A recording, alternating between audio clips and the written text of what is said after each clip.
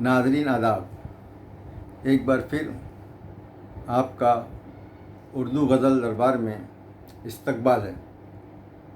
गज़ल का मतलब है वो गरीबों पे ध्यान देते हैं, वो गरीबों पे ध्यान देते हैं, कागज़ों पर मकान देते हैं, कागज़ों पर मकान देते हैं। आग का फ़र्श तो गनीमत था, आग का फ़र्श तो गनीमत था, मोम का साए-बान देते हैं, मोम का साए-बान देते हैं। दिल दिया कौन सा कमाल किया, दिल दिया कौन सा कमाल किया, देने वाले तो जान देते हैं, देने वाले तो जान देते हैं। एक तबस्सुम हमें इनायत कर, एक तबस्सुम हमें इनायत कर, हम तुझे दो जहान देते हैं, हम तुझे दो जहान देते हैं।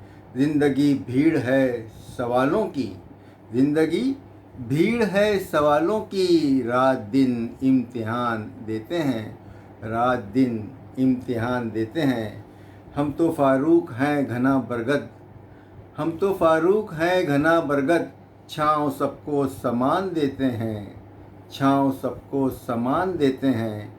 वो गरीबों पे ध्यान देते हैं, कागज़ों पर मकान देते हैं।